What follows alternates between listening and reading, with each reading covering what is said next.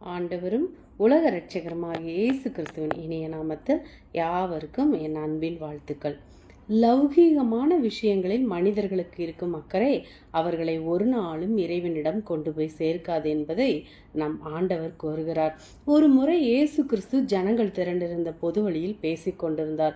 அப்போது அவரிடம் ஒருவன் வந்து, நாங்கள் சகோதரர்கள் 2 பேர், எங்கள் சொத்துக்களை சேதாரம் இல்லாமல் எங்களுக்கு பிரித்து கொடுங்கள் என்னும் கோரிக்கையை வைத்தான்.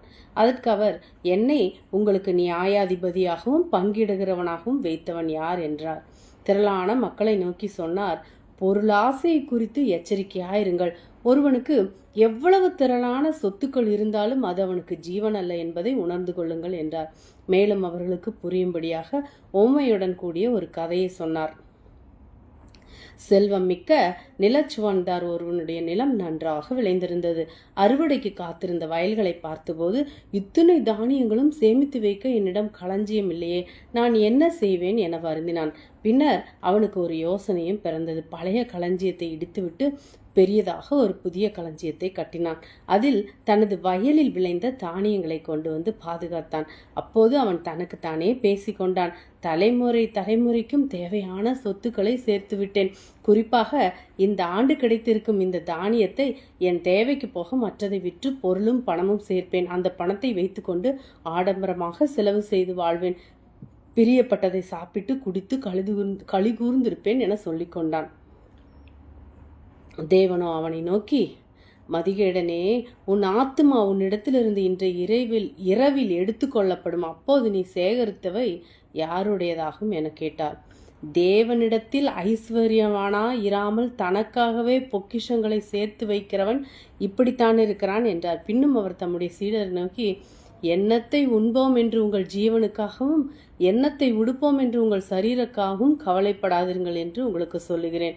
ஆகாரத்தை பார்க்கிலும் ஜீவனும், உடையை பார்க்கிலும் சரீரமும் விசேஷ தேவையாக இருக்கின்றன. காகங்களை கவனித்து பாருங்கள், அவை விதைக்கிறதும் இல்லை, அறுக்கிறதும் இல்லை, அவற்றுக்கு பண்டக சாலையும் இல்லை, களஞ்சியமும் இல்லை.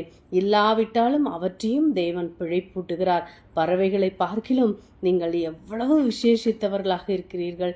கவலைப்படுகிறதினால் உங்களில் எவன் தன் சரீர அளவோடு ஒரு முழத்தை கூட்டுவான்? காட்டு புஷ்பங்கள் எப்படி வளருகிறது என்று கவனித்து பாருங்கள்.